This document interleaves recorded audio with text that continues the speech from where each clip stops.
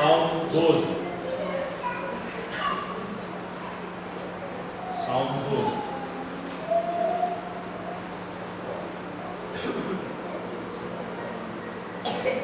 Um salmo pequeno, mas não pequeno em sua profundidade, não pequeno em sua teologia e seu ensinamento. Um maravilhoso salmo, este que nós meditaremos agora. Diz assim a palavra de Deus: ao mestre de canto, para instrumentos de 8 cordas, salmo de Davi. Socorro, Senhor, porque já não há homens piedosos, desaparecem os fiéis entre os filhos dos homens, falam com falsidade uns aos outros, falam com lábios bajuladores e coração fingido. Corte o Senhor todos os lábios bajuladores e a língua que fala soberbamente, pois dizem: com a língua prevaleceremos. Os lábios são nossos. Quem é Senhor sobre nós? Por causa da opressão dos pobres e do gemido dos necessitados, eu me levantarei agora, diz o Senhor, e porei a salvo a quem por isso suspira.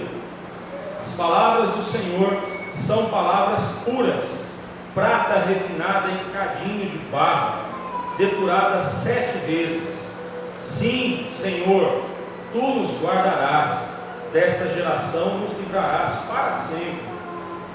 Por todos os lugares andam os perversos, quando entre os filhos dos homens a vileza é exaltada.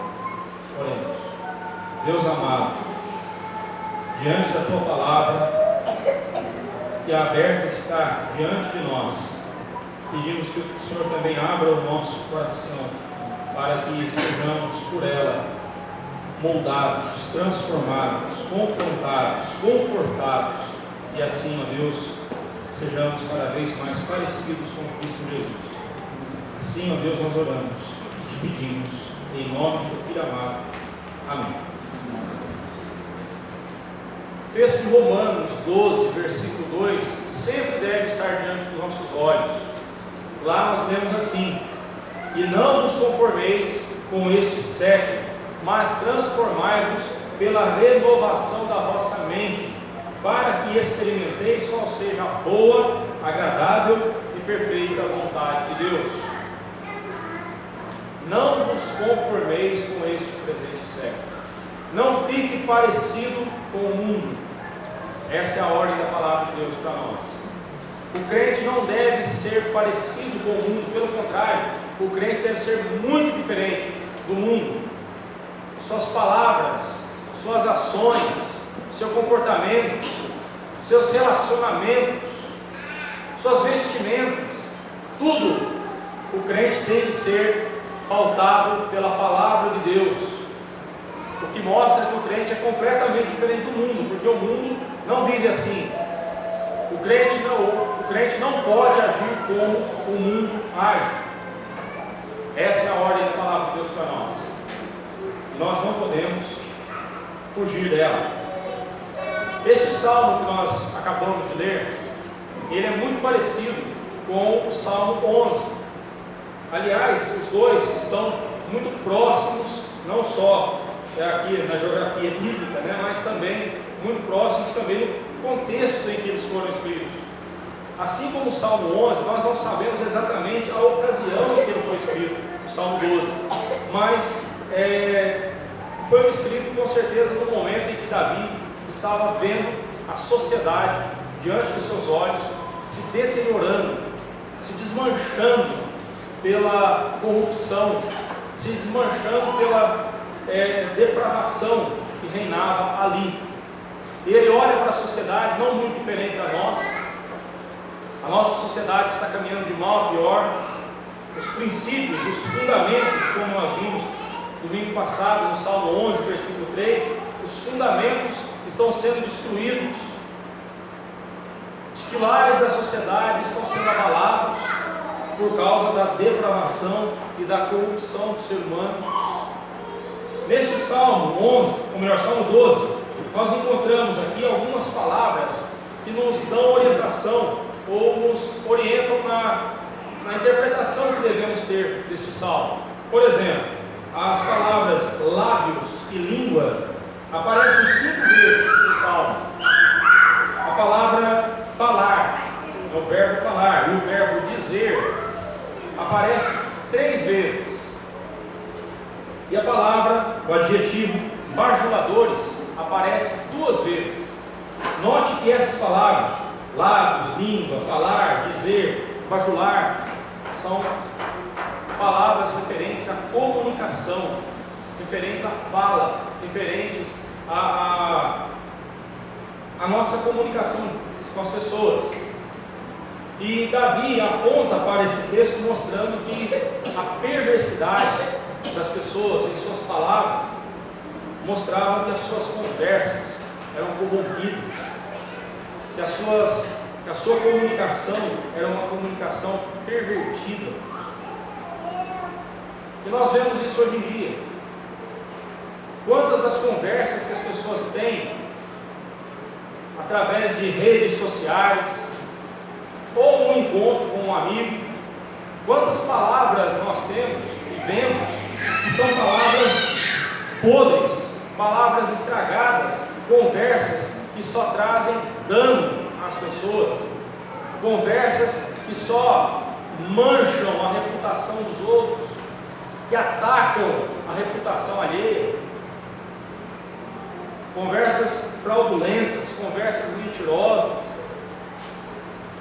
Com certeza você já foi vítima, você já sofreu na pele o ataque de alguém que falou algo a seu respeito e que trouxe problemas para você. Eu só espero que você não tenha feito isso a respeito de alguém.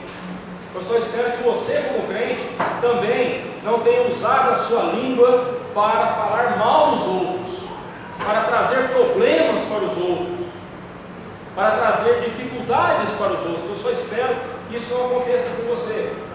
Sofrer a consequência de uma conversa fiada é uma coisa, mas você ser o responsável por prejudicar alguém com a sua fala, com a sua conversa, meu irmão, isso não convém a um servo de Deus, não convém a um crente.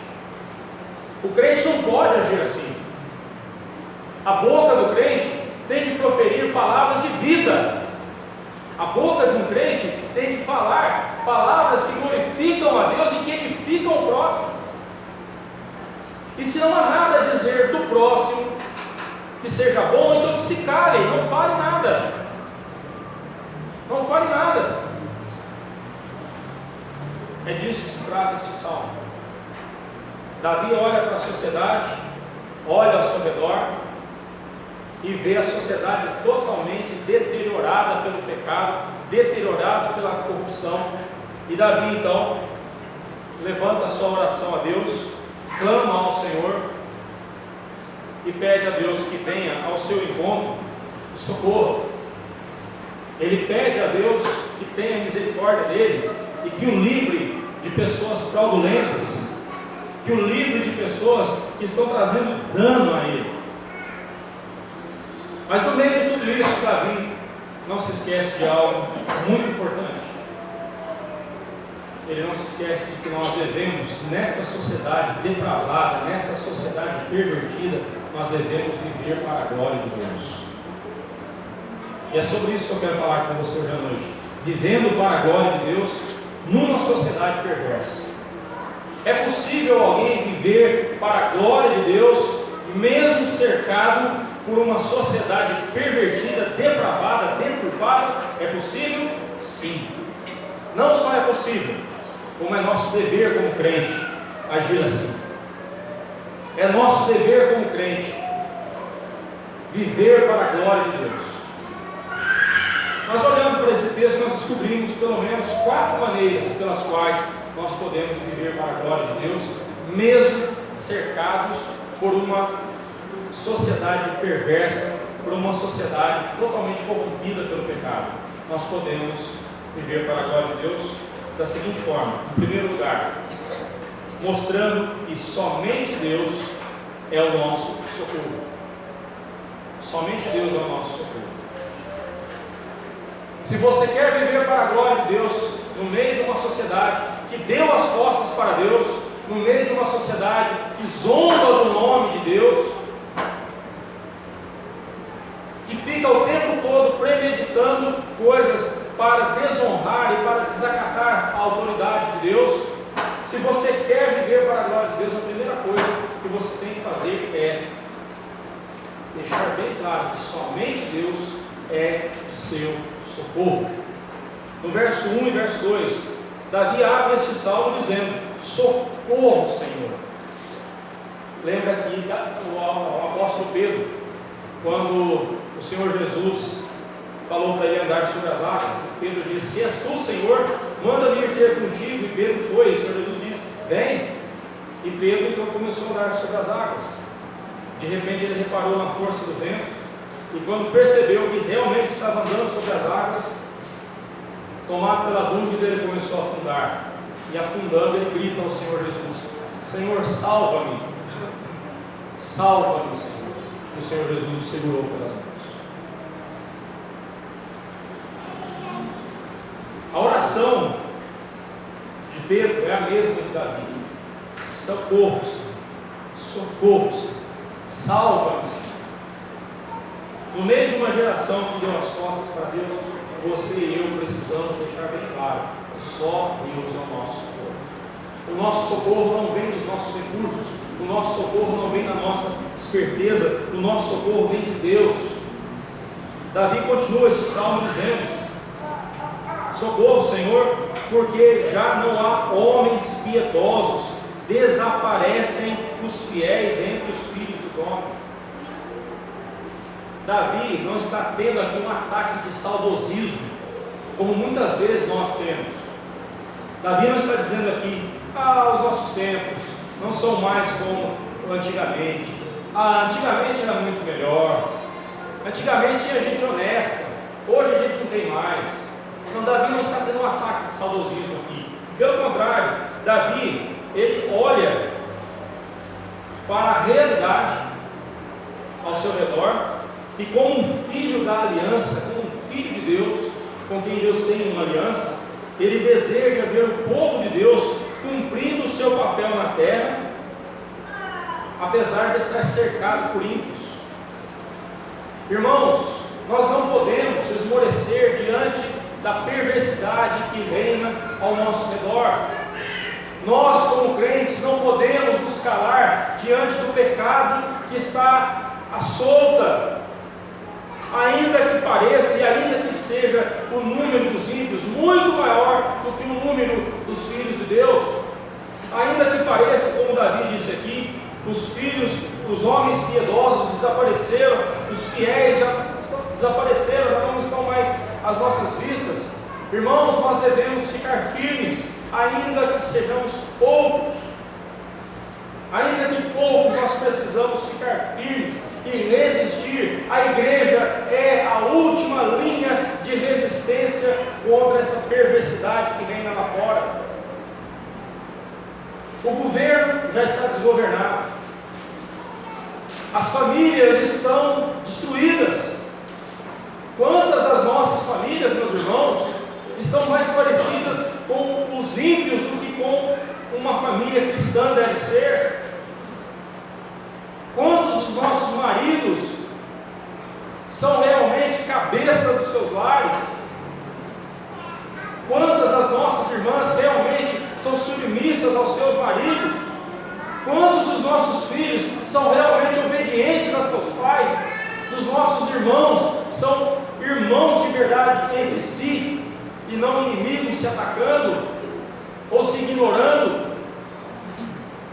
Irmãos, nós precisamos entender que como igreja nós somos a última linha de resistência. O dia que a igreja jogar a toalha, o dia que a igreja disser: não, vamos ficar parecidos com o mundo, vamos ficar parecidos com eles para atraí-los, o dia que a igreja falar desse jeito, ela deve fechar as suas portas, porque ela está sendo um estorvo e não bênção na sociedade. A igreja, ela marcou a sua história todas as vezes que ela buscou uma vida de santidade. todas as vezes que ela ficou firme, apesar dos contratempos, apesar da perseguição. Toda vez que a igreja ficou firme, ela foi uma bênção. Mas, meus irmãos, como igreja, nós não podemos nos dar ao luxo de afrouxar as normas, ou de viver do jeito que dá. Não podemos. A igreja tem de ser diferente. Os filhos de Deus, ainda que poucos, ainda que desaparecendo, ainda que pareça que estão entrando em extinção, mas não estão, os filhos de Deus devem permanecer firmes. Os filhos de Deus devem permanecer firmes. Assim nós devemos agir, irmãos. Assim nós devemos agir. O profeta Isaías entendeu bem isso nos seus dias. Lá no capítulo 57, versículo 1 e 2, o profeta Isaías diz assim no seu livro: perece o justo, e não há quem se impressione com isso, e os homens piedosos são arrebatados sem que alguém considere nesse fato. Pois o justo é levado antes que venha o mal, e entra na paz. Descansam no seu leito os que andam em retidão. Isaías está olhando para a sociedade na sua época e vendo a mesma coisa que nós estamos vendo hoje. O justo está perecendo, o ímpio prevalecendo, o ímpio se dando bem, o justo é injustiçado, e ninguém parece se importar com isso, ninguém parece dar atenção a esse fato, porque cada um está vivendo a sua vida, cada um segue na sua direção, e pouco se importa se a justiça está sendo feita ou não. Isaías entendeu isso, e é muito parecida com os nossos dias, a situação de Isaías também. Muito parecida também a situação de Davi no seu tempo. Muito parecido, muito parecido. Porque afinal de contas, irmãos, o homem sempre foi depravado, o homem sempre foi pecador, o homem sempre foi deturbado pelo pecado. E só Deus pode mudar a situação do homem. Só Deus pode reverter a situação do ser humano. Mas independente da situação, independente de como esteja a coisa ao nosso redor, nós devemos dizer: socorro, Senhor. Deus é o nosso socorro. Deus é o nosso socorro. É Ele quem socorre, é Ele quem salva os seus filhos. No verso 2, Davi diz que os inimigos, os perversos, falam com falsidade uns aos outros, falam com lábios bajuladores e coração fingido. É muito interessante como ele descreve aqui esses homens. Ele diz que esses homens falam com falsidade uns aos outros. A palavra falsidade, chave, no hebraico, significa algo vazio, algo sem conteúdo. E você já observou quanta conversa sem conteúdo nós temos no nosso dia a dia? E às vezes, por causa de uma conversa sem conteúdo, ou de tantas conversas sem conteúdo, a gente deixa de ouvir algo que é importante. Já aconteceu isso com você no seu WhatsApp? Não aconteceu? É tanta bobeira que você não tem mais paciência. E aí, quando alguém posta uma coisa importante, você não ouve, você não vê, passa batido ou é uma notícia. E quando você fica sabendo, já era. Por quê? Porque a nossa sociedade está acostumada a perder tempo com futilidades, com falsidade, com coisas vazias, coisas sem conteúdo. Davi também descreve esses homens como que falando com lábios bajuladores. Literalmente, fala macia. Gente que tem uma conversa boa, uma conversa macia, boa no sentido de agradável aos ouvidos, né? Que fala aquilo que você quer ouvir. Tem uma fala macia, uma conversa macia, que massageia o seu ego. É isso que faz um bajulador. Mas o bajulador, ele faz isso porque ele é invejoso, porque ele quer o que você tem. E a melhor maneira, o jeito mais rápido dele conseguir isso, é bajulando você, para que quem sabe você caia na conversa dele e dê a ele o que ele quer de você. Cuidado com os bajuladores, cuidado com aqueles que vêm batendo as mãos nas suas costas e lhe dando tapinha e lhe dizendo coisas que agradam o seu ego. Cuidado, bajulador é gente que vai trair você depois. A mesma mão que bate nas suas costas é a mesma que virá com um punhal te apunhalando pelas costas. Cuidado com os bajuladores. E Davi fala de homens bajuladores. Também fala que esses homens têm coração fingido. A palavra coração fingido aqui é um jogo de palavras no hebraico, que literalmente pode ser traduzido como um coração em um coração. Um coração duplo. Uma pessoa que tem dois corações, um coração para cada situação. Se a situação aqui demanda que ele haja dessa forma, ele vai agir de um jeito. Se em outro momento a situação determina que ele deve agir de outra forma, ele vai agir de outra forma, parecendo exatamente o oposto daqui. Um coração em um coração. É essa a ideia aqui de coração fingido. Duplicidade do coração, duplicidade do caráter. Hoje em dia é descrito como dupla personalidade, né? Mas a Bíblia fala que isso é fingimento.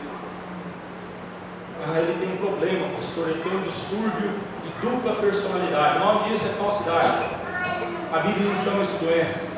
A Bíblia chama isso de mau caratismo, pecado, falsidade, fingimento.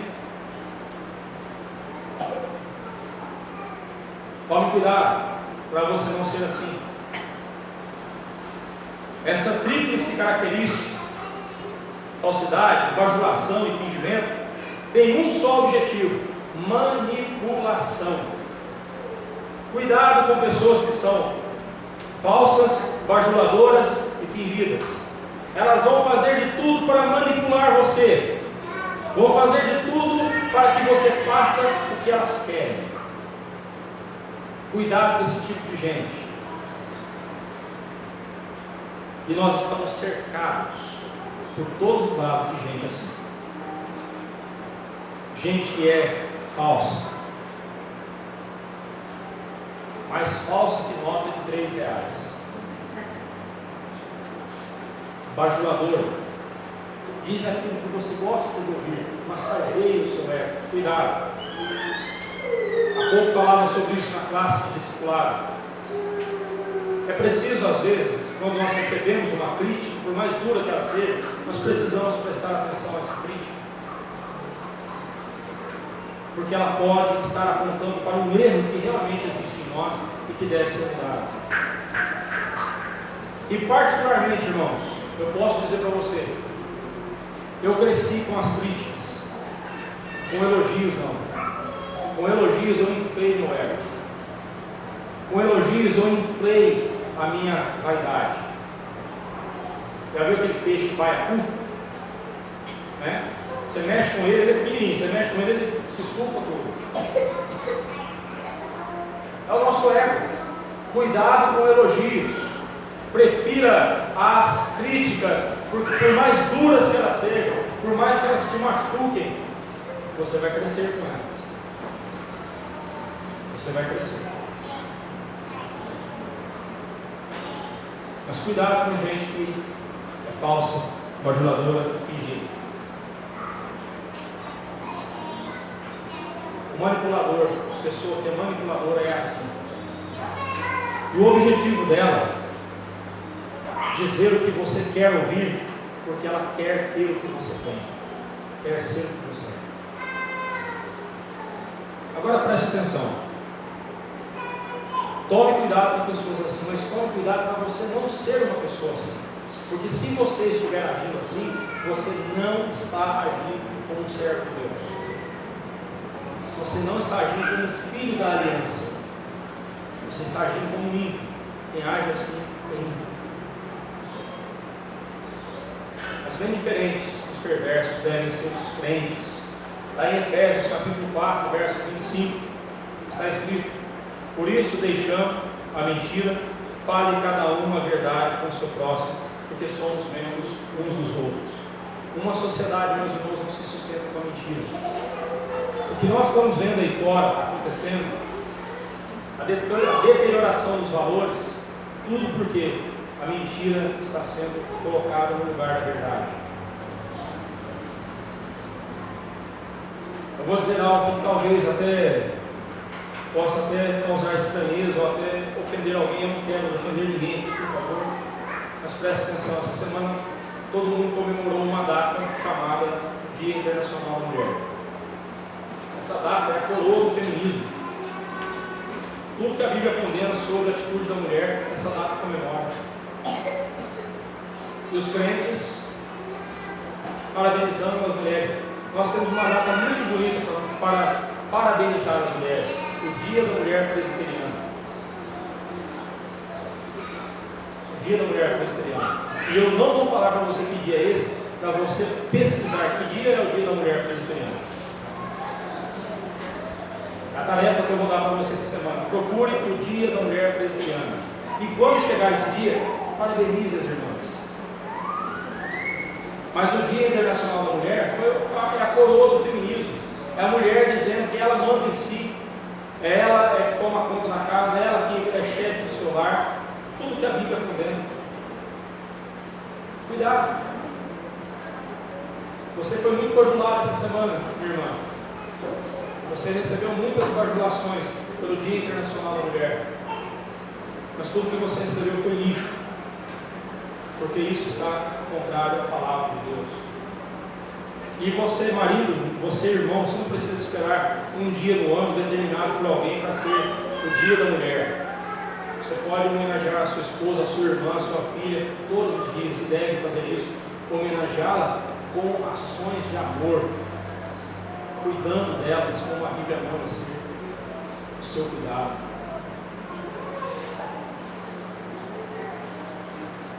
Em segundo lugar, outra maneira que você tem de viver para a glória de Deus no meio de uma sociedade perversa está no verso 3 e 5. Mostre que somente Deus é a sua justiça. Corte o Senhor os lábios dos bajuladores, a língua que fala soberbamente. O que Davi quis dizer com isso? Quando nós somos prejudicados por pessoas perversas, a nossa reação mais natural é revidarmos.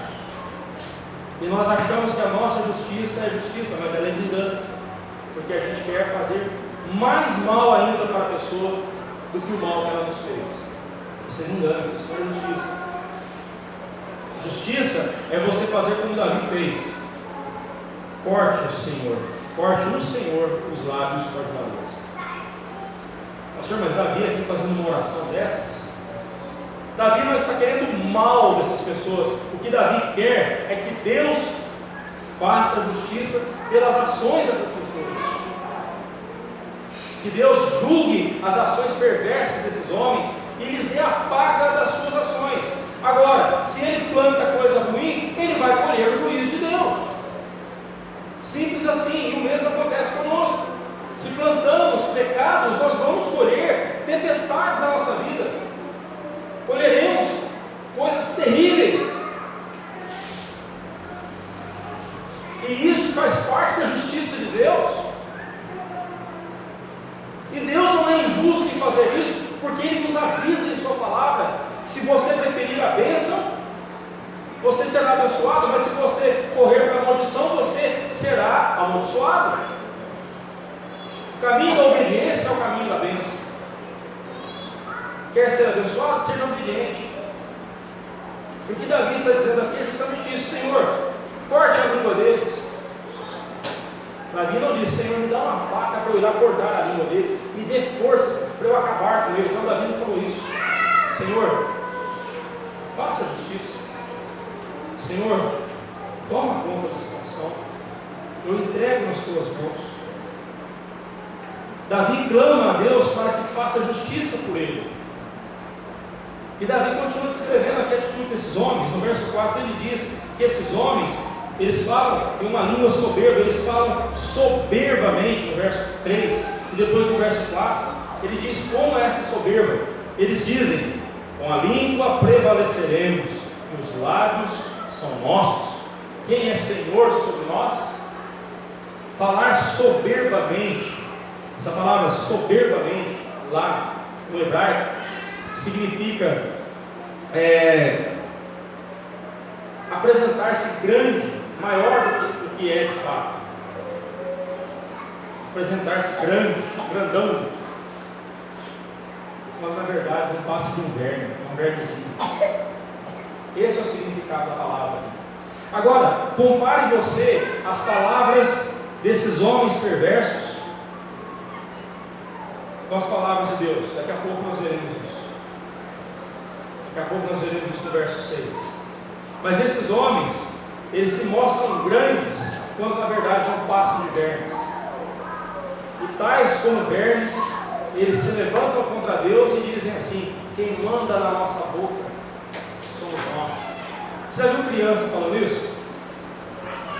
Quem manda na minha boca sou eu. Mas coisa de criança, coisa de gente que não tem juízo. Quem manda na minha boca sou eu falo o que eu quero. Mas não é só criança, não. Tem muito adulto falando desse jeito. Eu falo o que eu quero, mas quem fala o que quer, escuta o que não quer depois. E aqui nesse salmo nós vemos que eles zombam de Deus. Quem é Senhor sobre nós? Olha quanta arrogância nos lábios desses homens. E por que alguém pratica a injustiça? Porque acha que não tem ninguém para detê-los. No Salmo 11 nós vimos isso. Os inimigos também dizem o mesmo a respeito de Deus. Quem vai nos deter? Ninguém vai nos deter. Vamos fazer o que bem entendermos, ninguém nos deterá. Vamos falar o que quisermos, porque nós somos os donos dos nossos lábios e das nossas palavras. Mas preste atenção, meu irmão, que aquele que é o inigualável, aquele que é o eterno, o soberano, o Deus acima de todos, ele diz assim: por causa da opressão dos pobres e do gemido dos necessitados, esse Deus vem ao encontro e ele diz: eu me levantarei agora, diz o Senhor, e porei a salvo a quem por isso suspira. Você suspira pela justiça de Deus? Suspirar pela justiça de Deus é: Senhor, eu preciso da tua justiça, eu preciso que o Senhor venha ao meu encontro. Suspirar é revelar o seu desejo sem palavra nenhuma, mas somente com o seu coração. O seu coração palpitar, desejoso pela justiça de Deus. Eu pergunto para você: você tem desejado a justiça de Deus na sua vida? Mateus capítulo 5, verso 6, o Senhor Jesus disse que bem-aventurados os que têm fome e sede de justiça, porque serão fartos. Quem suspira pela justiça de Deus, a sua alma será farta, a sua alma será abundante da justiça de Deus. A justiça de Deus superabundará na vida dessa pessoa. A alma será farta. Enquanto os ímpios levantam a sua voz e dizem: vamos falar o que quisermos e ninguém vai nos deter, porque a boca é nossa, o servo de Deus não levanta palavra nenhuma, mas em seu coração ele suspira pela justiça de Deus. E a resposta que ele tem de Deus é: eu me levantarei agora, diz o Senhor, e porei a salvo a quem por isso suspira. Deus é aquele que não precisa ouvir palavras para agir. Deus é aquele que ouve suspiros de um coração. Deus é aquele que ouve os suspiros de uma alma sofrida. Ele não precisa de ouvir palavras, ele não precisa de nada disso. Ele conhece os corações. Ele conhece os corações das pessoas.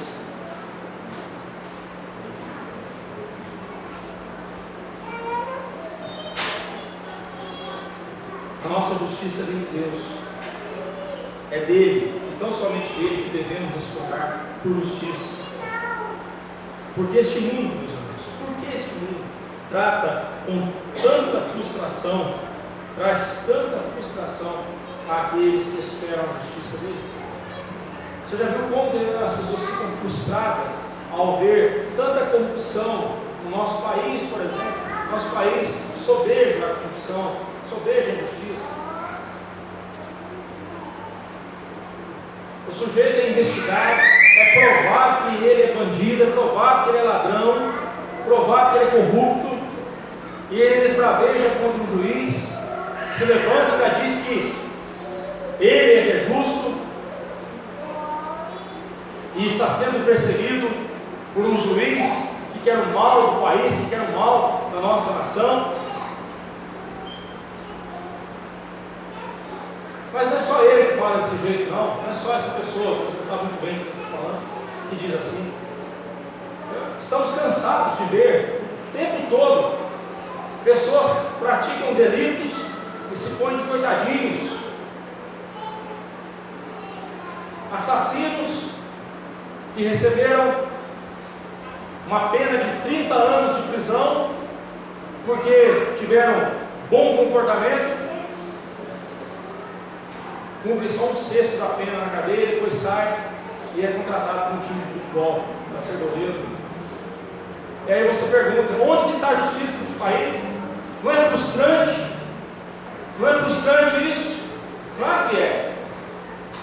Mas não deveria, sabe por quê? Porque a justiça desse mundo, praticada pelos homens, é praticada por homens corruptos, por pecadores, por pessoas falhas. Até quando elas querem fazer o que é certo, elas acabam errando, porque são falhas, porque justiça de verdade, a única justiça que realmente importa é a justiça de Deus.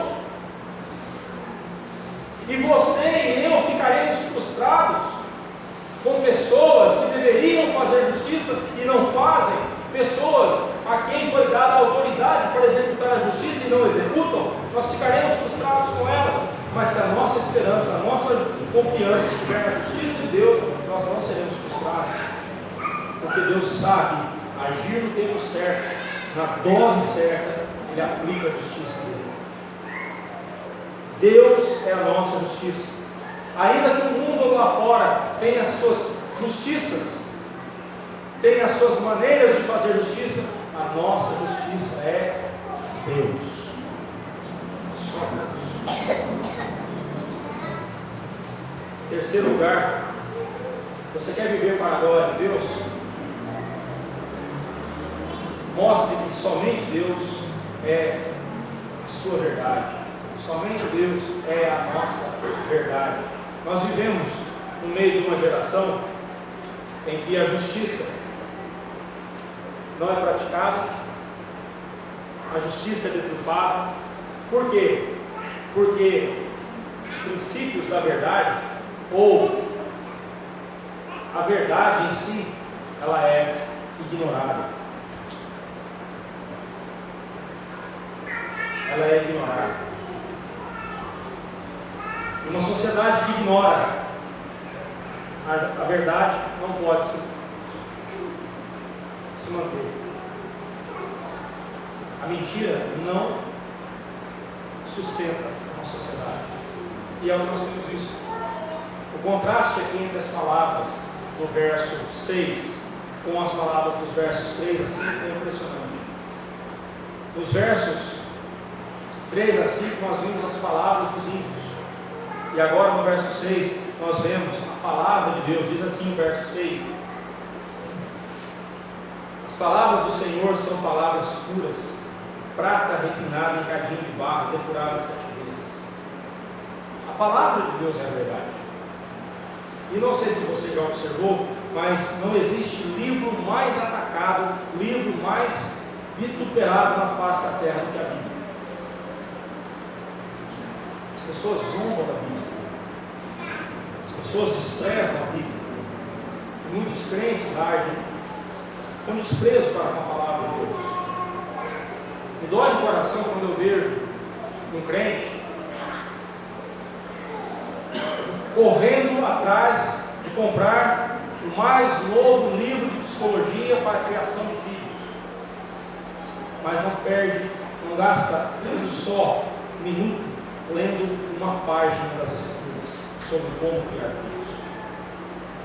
Eu fico triste quando vejo crentes correndo para se inscrever em congressos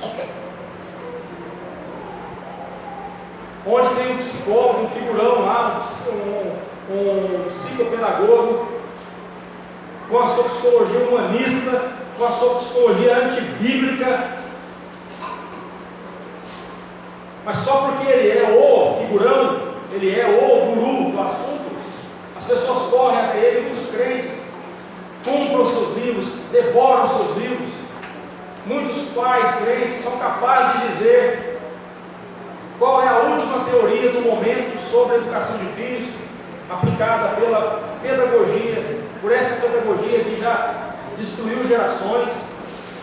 Essa pedagogia que há um tempo atrás dizia que você não pode dizer não para o seu filho, que o professor não pode dar uma nota vermelha, por um X vermelho, numa questão errada, porque isso vai trazer trauma para o coração da criança. Olha aí o resultado que temos hoje. Essas crianças do passado que não ouviram não, essas crianças do passado que não podiam receber um X vermelho, hoje são aí os piores cidadãos que a gente encontra.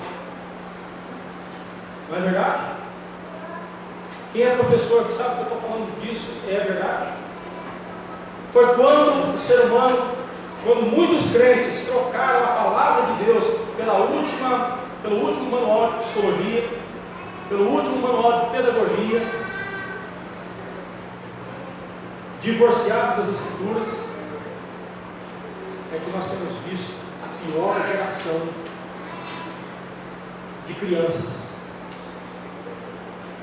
Eu não sei você, mas me dá borboletas no estômago, me dá um negócio esquisito por dentro, quando eu vejo uma criança, um pequenininho, olhando para o seu pai, metendo o dedo na cara do seu pai, o pai dizendo para ele que ele tinha que fazer tal coisa, e ele fala: eu não quero, eu não vou fazer.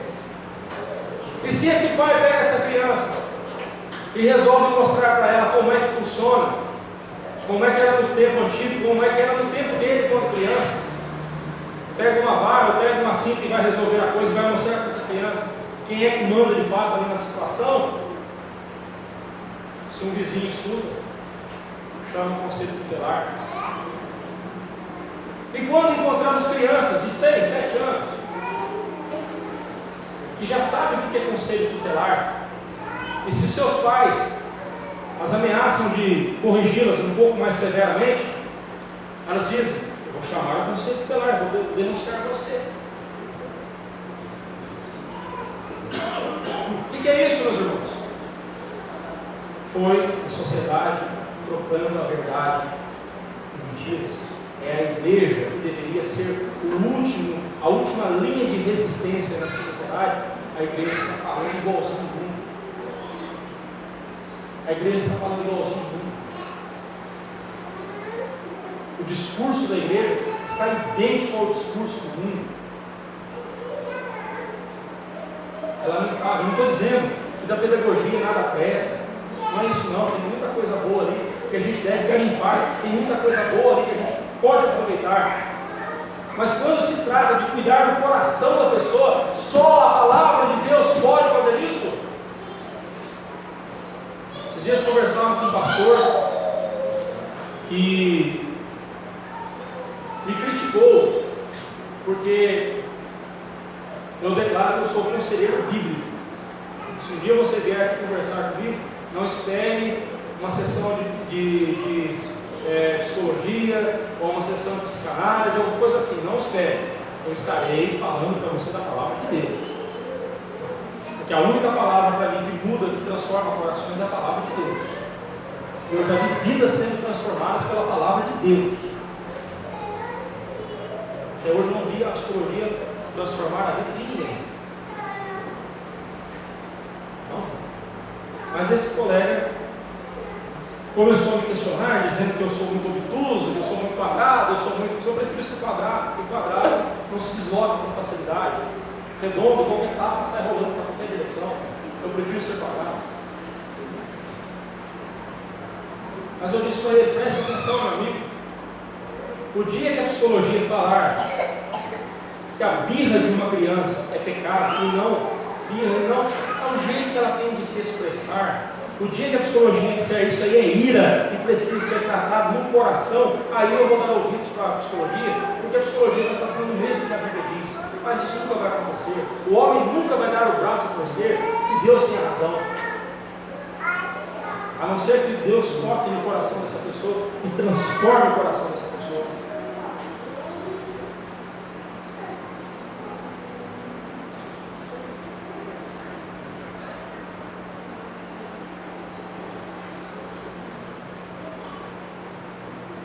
O dia que a psicologia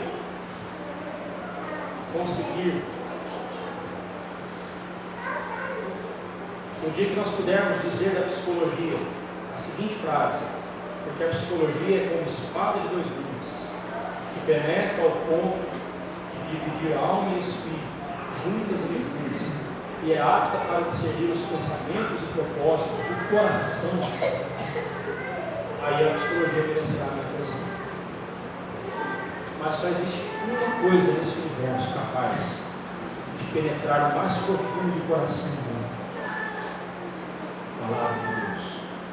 E se você quer mudança na sua vida, e se você quer transformação na sua vida, se você quer ter um coração novo, se você quer ter paz no seu coração, alegria no seu coração, você tem que se agarrar à palavra de Deus, porque ela é a verdade.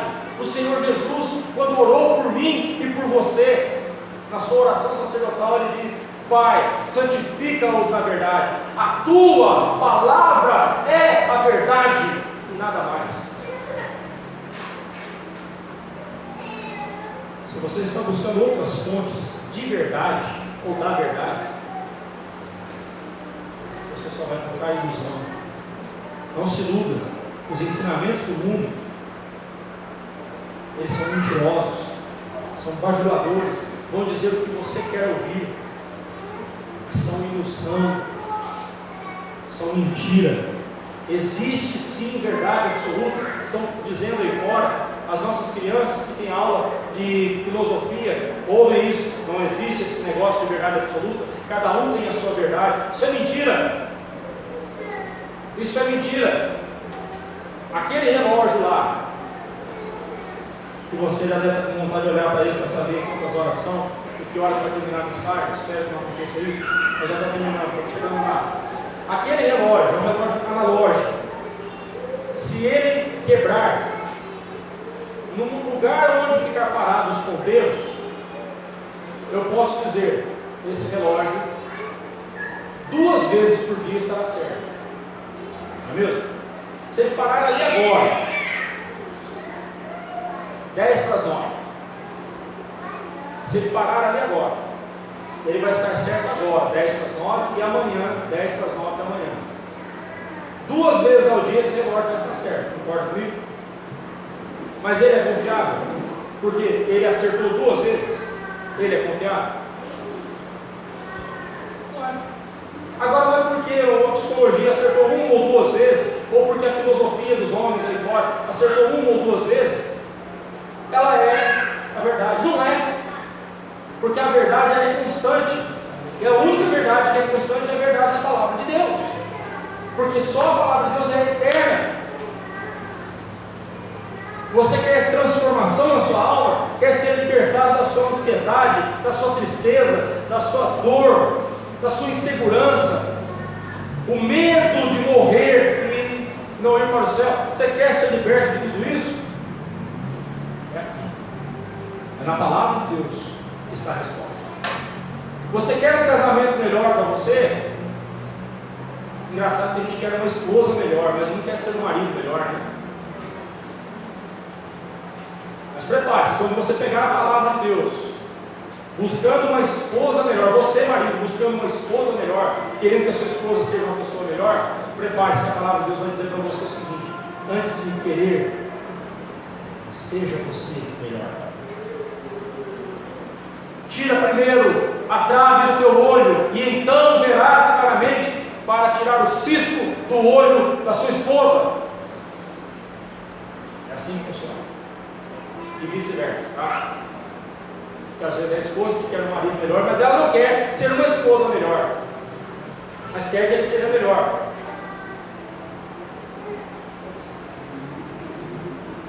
Está entendendo por que a Bíblia não é tão querida? Você está entendendo por quê? Porque no momento em que você começa a se deparar com coisas que você não gosta, no momento em que a Bíblia começar a dizer para você coisas que estão erradas no seu coração, mas que você gosta dessas coisas, mas ela não gosta, você não vai gostar da Bíblia, a menos que você seja um filho de Deus. Encerrando, você quer viver para a glória de Deus no meio de uma sociedade perversa? Em quarto lugar, mostre que somente Deus é a sua proteção. Somente Deus é a nossa proteção. Versículo 7 e 8. Do jeito que eles estão aqui, alguém poderia dizer assim, mas deveria inverter a ordem. Versículo 7 deveria vir depois do versículo 8.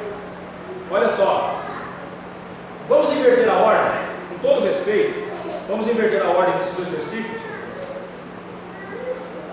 só para a gente ver como é que isso faria. Se você lesse o versículo 18 primeiro, o versículo 8 primeiro, ficaria assim: por todos os lugares andam os perversos, quando entre os filhos dos homens a vileza é exaltada. E aí você encerraria com o verso 7, se ele fosse 8. Sim, Senhor, tu os guardarás desta geração e os livrarás para sempre. Parece que faz mais sentido, né? Mas veja bem, quem escreveu assim foi o Espírito Santo, não foi você e nem eu. Ainda bem que foi o Espírito Santo. E a razão disso é simples. A razão disso aqui é simples. Do jeito que está aqui, versículo 7 dizendo: sim, Senhor, tu nos guardarás desta geração e nos livrarás para sempre. Porque aqui nós temos uma promessa. Essa é a promessa de Deus. Mas como toda promessa de Deus, ela também traz uma advertência para aqueles que não obedecem a Deus. E a advertência está no verso 8. Por todos os lugares andam os perversos, quando entre os filhos dos homens a vileza é exaltada. Aqui é uma advertência. Não seja você um perverso. Não seja você alguém que exalta a vileza. Não seja você um homem vil. Seja você alguém, como diz o verso 7, alguém que é guardado pelo Senhor, alguém que é livre para Deus e alguém que é liberto dessa geração depravada e vive em santidade de vida na presença do Senhor. Essa é a advertência. Temos a promessa e temos a advertência. O apóstolo Paulo, ele disse lá em 1 Coríntios 15, verso 33: não vos enganeis, as más conversações corrompem os bons costumes. Cuidado com a sua fala, cuidado com o que você anda conversando, porque se você se junta aos perversos, você estará fortalecendo a vileza dos perversos e estará exaltando o pecado deles. Voltamos aqui ao Salmo 1. Bem-aventurado aquele que não anda no conselho dos ímpios, nem se assenta na roda dos escarnecedores, não se detém no caminho dos pecadores e nem se assenta na roda dos escarnecedores. Voltamos aqui ao começo. Este salmo vem nos mostrar justamente isso. As más conversações corrompem os bons costumes.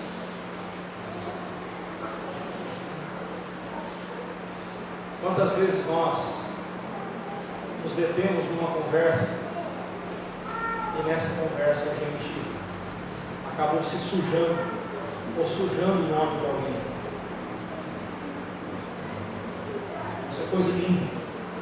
Mas aqui está a advertência. Deus guarda aqueles que amam a presença dEle. aqueles que desobedecem a Ele, a estes Deus punirá. A estes Deus punirá. Um povo que não se envergonha das suas mentiras, que até exalta a esperteza do tirar o lucro, de levar vantagem, não terá do que reclamar quando os perversos dominarem a situação. O brasileiro sempre foi conhecido como aquele que sempre deu jeitinho. O jeitinho brasileiro ficou conhecido. O brasileiro é tido como esperto. O Walt Disney, quando esteve aqui no Brasil, há mais de 50 anos, 60 anos, andando pelas ruas do Rio de Janeiro, ele se inspira num papagaio e cria o personagem Zé Carioca, que é a personificação do malandro. E assim o brasileiro é apresentado lá fora. Mas é interessante que foi isso que ele viu. Que é isso que infelizmente o brasileiro é. Não, pastor, nem todo brasileiro é desonesto. Sim, é verdade. São poucos.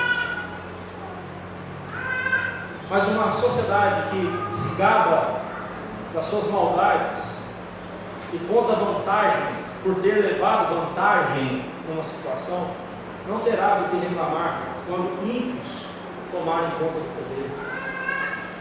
Ou você acha que esse governo que nós temos aí, esse governo que nós tivemos aí, esses anos todos, não estou falando dos últimos 13 anos, não, estou falando dos últimos 25 anos, não estou aqui defendendo esse ou aquele governo, essa ou aquela forma de governo, não é isso não, mas a história normalmente está aí.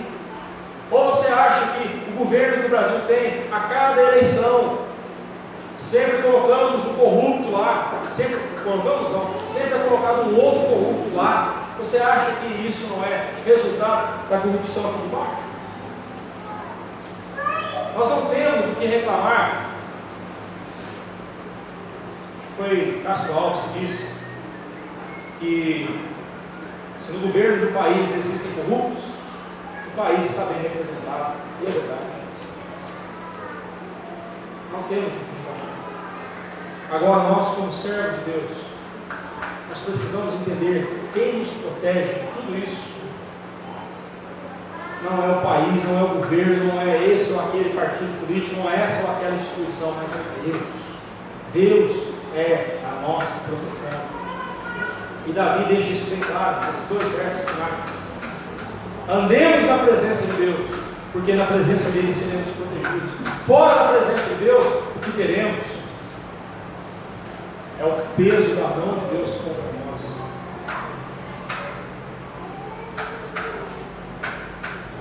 O apóstolo Paulo, escrevendo aos Efésios, capítulo 5, versículos 6 e 7, diz: ninguém vos engane com palavras vãs, palavras vazias, falsas, pois por estas coisas vem a ira de Deus sobre os filhos da desobediência. Porquanto não sejais imitadores, não sejais participantes com eles. Vamos evitar que as crianças fiquem levantando à toa. Os adultos também evitem ficar levantando à toa, por favor. No momento que a palavra de Deus está sendo anunciada, é um momento de respeito. Devemos ter respeito na casa do Senhor.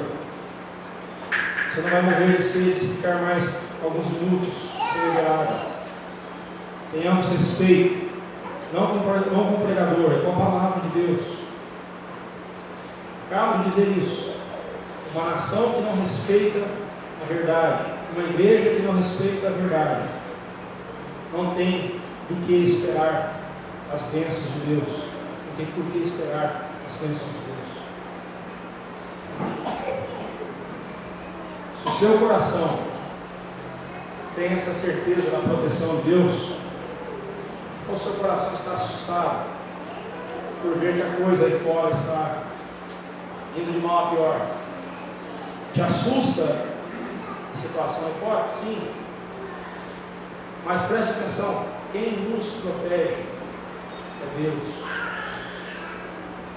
Quem rege a vida do crente, nós acabamos de cantar isso junto com o presbítero Clair. Quem rege a vida do crente é Deus. Não é o presidente A, o presidente B, ou este ou aquele regime de governo. Quem protege o crente não é a polícia, quem protege o crente é Deus. Quem governa a vida do crente é Deus. O crente experimenta crise, sim, nós estamos atravessando essa crise no país, irmãos nossos aqui estão desempregados.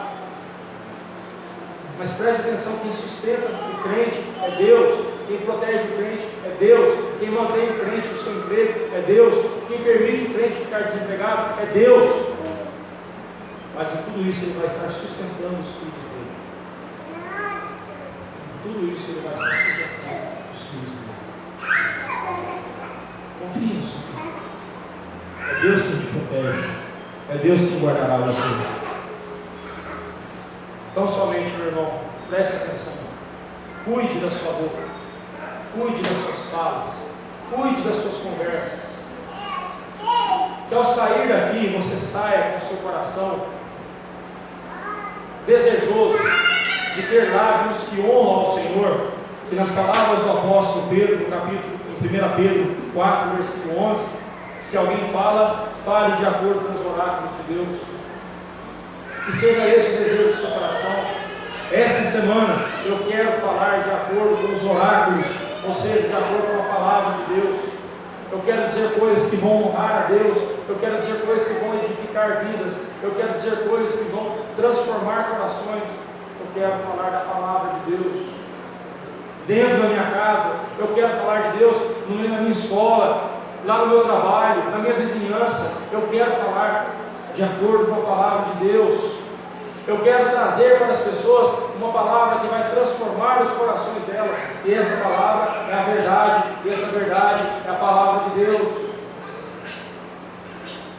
Tenha esse propósito no seu coração, meu irmão. Tenha esse propósito no seu coração, minha irmã. Porque afinal de contas foi para isso que você foi salvo. Foi para isso que você foi salvo.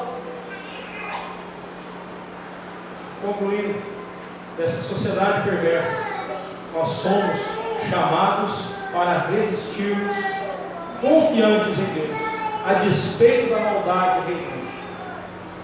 Fomos chamados para mostrar às pessoas que nós confiamos em Deus. Fomos chamados dessa sociedade perversa e postos por Deus nesta sociedade perversa para fazermos a diferença, para sermos diferentes. Se a sua conversa é igual a do mundo, se os seus comentários são iguais aos do mundo, se o seu jeito de vestir, o seu jeito de falar, o seu jeito de pensar, o seu jeito de agir está igual ao do mundo, eu lhe pergunto: o que você está fazendo aqui? Você está no lugar certo, mas do jeito errado. E se você estiver assim lá no mundo, você está no lugar errado, fazendo o que é errado. Deus não pode ser glorificado numa vida assim. Deus colocou você nesse mundo, Deus colocou a mim e a você nesse mundo, para vivermos para a glória dEle, para glorificarmos o nome dEle e nos deleitarmos no nome dEle. O objetivo da nossa vida tem que ser a glória de Deus. E o que nós estamos fazendo isso? Saindo daqui, ali na porta, qual vai ser a primeira conversa que você vai ter? Qual vai ser a primeira coisa que você vai dizer para a pessoa com quem você vai conversar? Com quem você vai conversar?